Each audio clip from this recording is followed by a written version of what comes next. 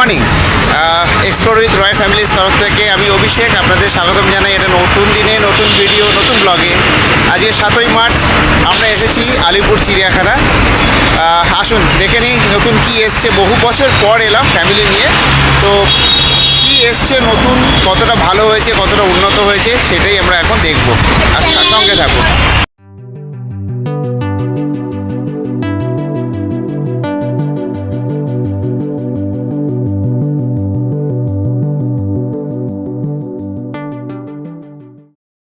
ঢুকে পড়েছি আমরা আলিপুর চিড়িয়াখানায়। 150 বছর হয়ে গেছে, আপনারা জানেন।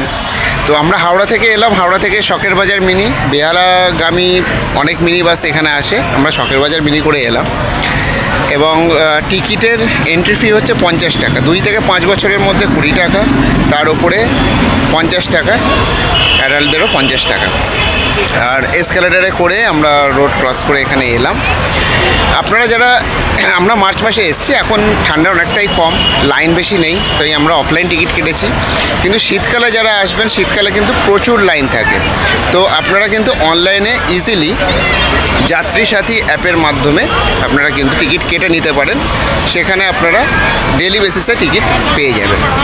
যাত্রী সাথী অ্যাপে আপনি সার্ভিস অপশান যাবেন, সার্ভিস অপশান থেকে এক্সপিরিয়েন্স অপশান যাবেন, সেখানে ওয়াইল্ড লাইফ অপশানেই আলিপুর জু কিন্তু শো করছে। চলুন এবার আমরা একটু পশু পাখি যাদের জন্য আসা, যাদের দেখতে আসা, তাদেরকে দেখে নিই। এখানে আপনাদের সামনে আলিপুর জুওলজিক্যাল গার্ডেনের একটা ম্যাপ দেওয়া রয়েছে, কোন দিকে কি। এখানে নাম্বার ওয়াইজ দেওয়া আছে, অ্যারো করে গাইড করাই রয়েছে। কোন দিকে গেলে কি পাবেন। এদিকে পাখি, সিংহ, জলহস্তী, এদিকে গেলে হাতি রয়েছে, কচ্ছপ, ভাল্লুক, হরিণ, এইগুলো। তো খুব ইজি দিক নির্দেশ করা আছে, সেইভাবেই আমরা এগোবো। আসুন দেখি, প্রথমেই এনাদের সাথে দেখা, ওয়েস্টার্ন হলো গিবন।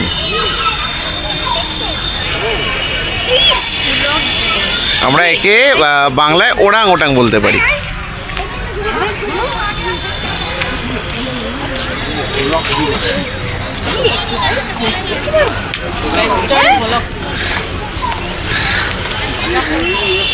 এখানে এই জিনিসগুলো নতুন হয়েছে, হয়তো পুরনো, বাট আমি অনেকদিন পর এলাম, তাই এটা চাইল্ড সেন্টার হয়েছে, একটা চাইল্ড কেয়ার সেন্টার। এখানে কতগুলি জেব্রা দাঁড়িয়ে আছে, আপনারা দেখতে পাচ্ছেন। গ্রিন ইগুয়া এই দিকটায়।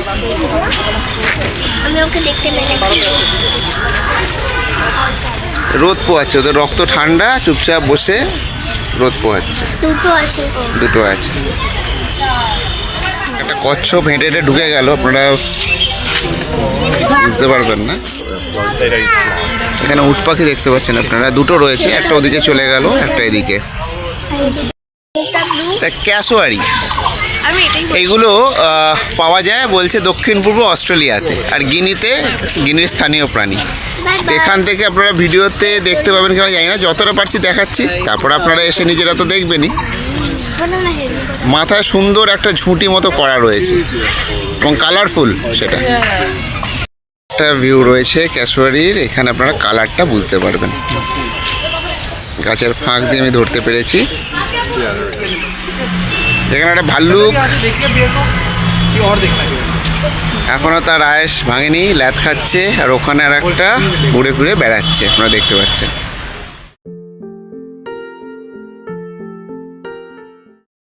এখানে এখন ইন্ডিয়ান হক ডিয়ার আছে, তারা এখন ব্রেকফাস্ট করতে ব্যস্ত। এরা হচ্ছে সেই বার্কিং ডিয়ার। জঙ্গলে কিন্তু এদেরই ডাক বলে দেয় যে বাঘ সামনাসামনি আসে কিনা। এরা কিন্তু অদ্ভুতভাবে চিৎকার করতে থাকে, ডাকতে থাকে বাঘ সামনে এলে। এই সেই বার্কিং ডিয়ার। এগুলো চিতল হরিণ, স্পটেড ডিয়ার।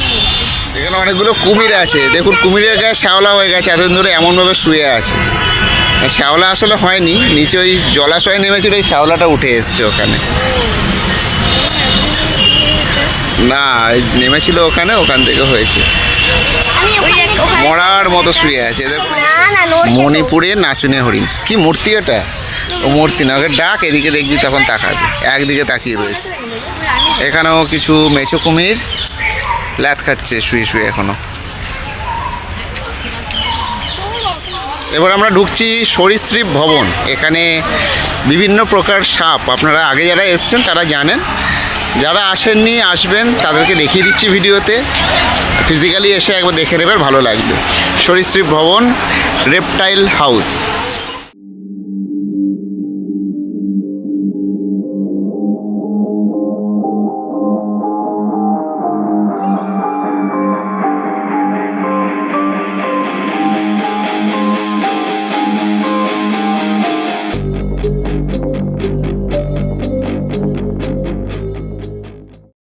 আমরা বেরোলাম সাপের ঘর থেকে। সাপের ঘরটা কিন্তু শীতকালে এলে আপনারা দেখতে পাবেন না। শীতকালে সাপের ঘর খোলা থাকে, কিন্তু সাপ যেহেতু ঠান্ডা রক্তের প্রাণী, তারা কিন্তু সবসময় কোথাও না কোথাও ঢুকে বসে থাকবে।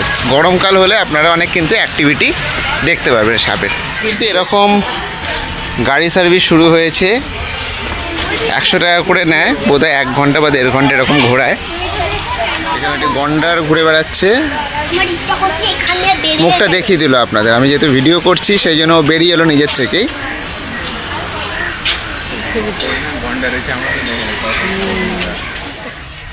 শেয়াল রয়েছে, গোল্ডেন জ্যাকেল, ফিশিং ক্যাট রয়েছে, ফিশিং ক্যাট ঘুরছে।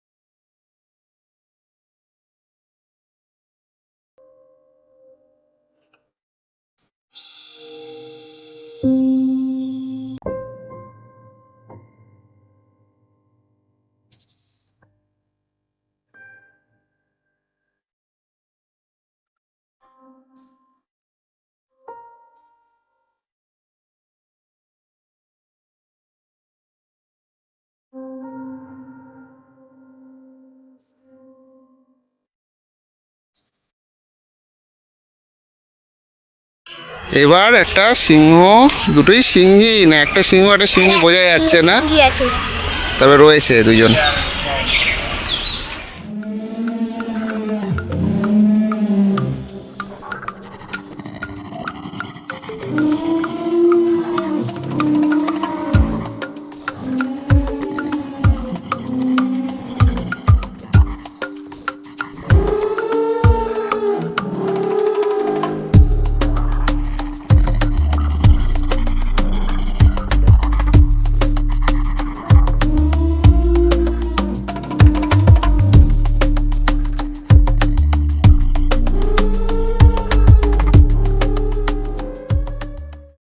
আর আরেকটা আছে গুব্বে হাউস, যেটা এখন নিশাচর প্রাণীদের রাখা হয়। গুব্বে হাউস যিনি মানে তার নামকরণ অনুসারে করা হয়েছে, যিনি চিড়িয়াখানাটা দেখাশোনা করতেন।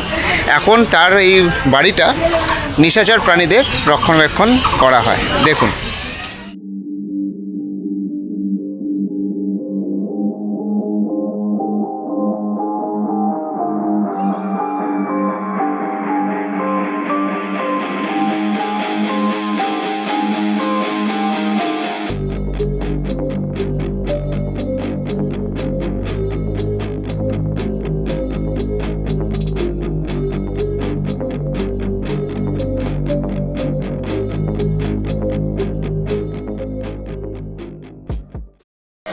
ওই দূরে অস্ট্রেলিয়ার জাতীয় পশু ক্যাঙ্গারু।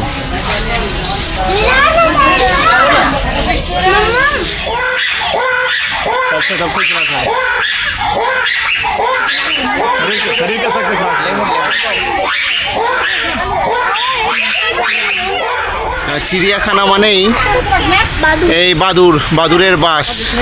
গাছে সব উল্টো করে ঝুলে আছে, যতটা পারছি দেখাচ্ছি আপনাদের।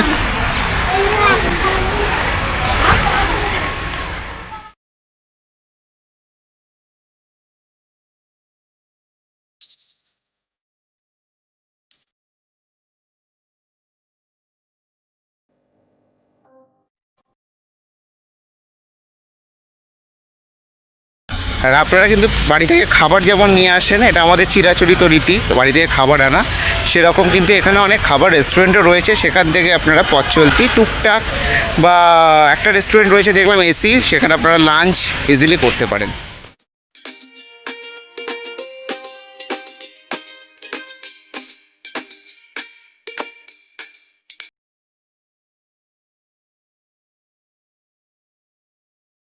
মোটামুটি সব কটা পশু পাখি দেখা হয়ে গেল, আমরা এখন শেষের দিকে, এবং ফুল ফ্যামিলি এসছে, আপনারা জানেন গরমে অবস্থা খারাপ। সবার একটু রিভিউ নিয়ে নিই কেমন লাগলো না লাগলো। আর ছেলে এই প্রথম এলো, তারটা অবশ্যই স্পেশালভাবে নেব। মেয়ে নিয়ে দুবার এলো, ছোটোবেলাটা মনে নেই নিশ্চয়ই। তো আসুন দেখি রিভিউতে কি বলছে সবাই। আদিত্য এই প্রথম এলো যে চিড়িয়াখানায়, কেমন লাগলো? আমার ভালো লেগেছে, এই প্রথম এসেছি, এত কিছু দেখলাম। আমি এত কিছুর আগে নাম শুনিনি, যে মেচো বিড়াল মেচো বিড়াল ছিল, মেচো কুমির, হ্যাঁ যে হয় আমি অত নাম শুনিনি, এসব দেখে আমার ভালো লাগলো। আচ্ছা, তার মানে ওভারঅল চিড়িয়াখানাটা ভালো লেগেছে। হ্যাঁ দেখলেন দ্বিতীয়বার, ছোটোবেলাটা মনে নেই, এখন কেমন লাগলো? ভালো, শুধু ভালো? হ্যাঁ ভালো, অনেক কিছু আছে, ক্যাসওয়ারিও আছে, ক্যাসওয়ারিটা আমি দেখার জন্য অনেকদিন অপেক্ষা করছিলাম, খুব ভালো ক্যাসওয়ারি। বাহ। আচ্ছা, এবার গিন্নি রিভিউ দেখি। গিন্নি খুব ক্লান্ত হয়ে পড়েছে গরমে। না, চিড়িয়াখানা তো অবশ্যই ভালো, কিন্তু একটু ঠান্ডার সময় আসবেন, বড্ড গরম। পশু পাখি আগের থেকে অনেকটা কম, অনেক বাঘ ছিল যখন ছোটো বয়সে এসেছে, অনেক বাঁদর দেখেছি, এখন সেগুলো খুবই কম, সেখানে একটু হতাশ।